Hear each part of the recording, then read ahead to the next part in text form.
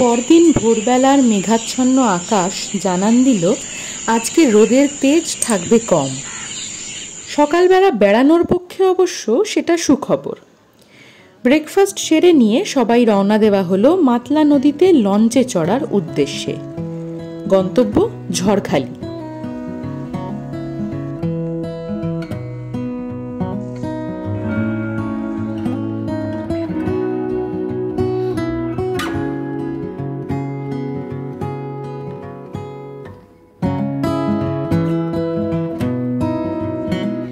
Jharkhali animal পার্কে ঘুরে বেড়ানোর সাথে সাথে রেস্কিউ অ্যান্ড রিহ্যাবিলিটেশন সেন্টারে বাঘ দেখাও হয়ে গেল সবাই মিলে হৈ হৈ করে।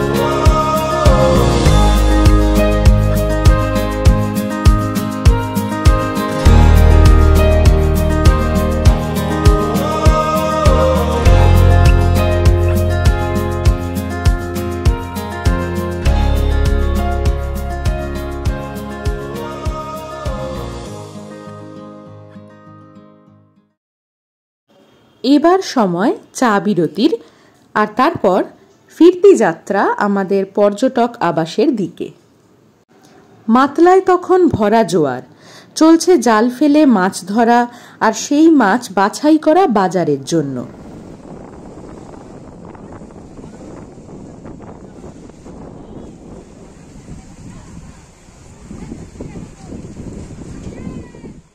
স্নান খাওয়া সেরে নিয়ে এবার সবাই মিলে ছাদে আসা হলো সেই দিনের সোলার অবজারভেশন করার জন্য। যেটা ওই নিচের দিকে ছিল ওটা নেই, ওটা বেরিয়ে গেছে। ঠিক ওটা ওই অনেকগুলো ওই ক্লাস্টারের মতো ওই যেটা ওই উইথ যেটা ওই হ্যাঁ ওইটা আছে, ওটা উইদাউটটা নেই, যেটা সিঙ্গলি কোরগুলো ছিল। কোর মিলিয়ে যায়, তাড়াতাড়ি নষ্ট হয়ে যায়।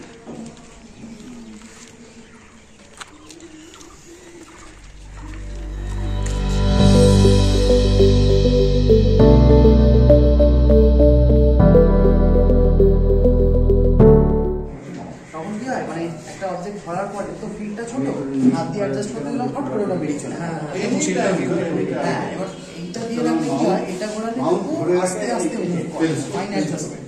এই দুটো তখন ওইটা ধরে রেখে এইটা দিয়ে অ্যাডজাস্ট করলে তখন প্রপারলি ওটাকে ট্র্যাক করে। এটাকে ফাস্ট মুভ হয়, এটাকে স্লো বলছে, এই দুটোতেই স্লো হয়। একটা আই অ্যাক্সিসকে স্লো করে, একটা লেগ অ্যাক্সিস ইকুয়েটোরিয়াল শুধু দুটো মাউন্ট মানে সেপারেট কি কাজ করে কেন?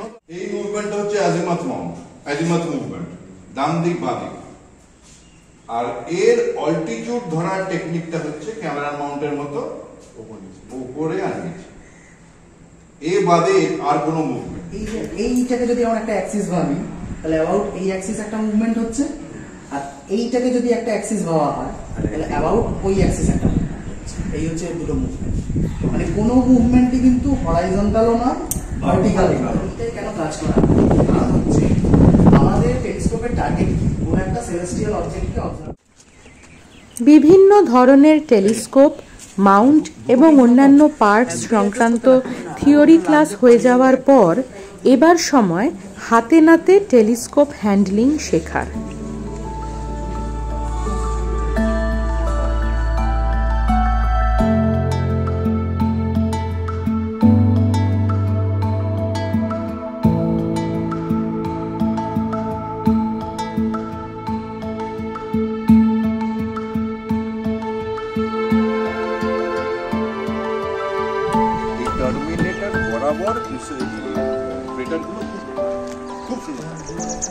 সোলার অবজারভেশন এবং টেলিস্কোপ হ্যান্ডলিং সেশন শেষ হওয়ার পর এবার সময় চাঁদ সম্পর্কে জেনে নেওয়ার।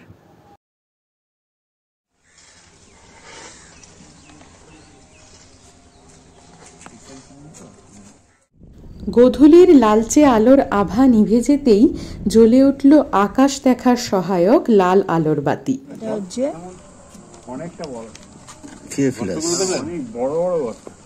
থিওফিলাস, সিরিলাস, ক্যাথারিনা,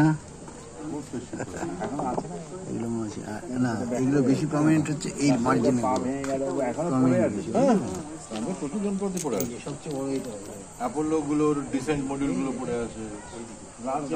যন্ত্রপাতি জায়গাগুলো চাঁদের দেখলেন, সেগুলো হচ্ছে চাঁদের হাইল্যান্ড, আর কালোগুলো হচ্ছে লোল্যান্ড। ওই প্লেনস গুলোকে মারি বা মারিয়া বলা।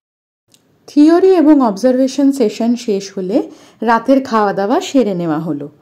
পোস্ট ডিনার সেশন ছিল অপশনাল, যদিও মেঘে ঢাকা রাতের আকাশে বেশিক্ষণ পর্যবেক্ষণ সম্ভব ছিল না। সকালবেলা সময় হয়ে এলো যে যার ঘরে ফেরার। 2 দিন কেটে গেল দেখতে দেখতে।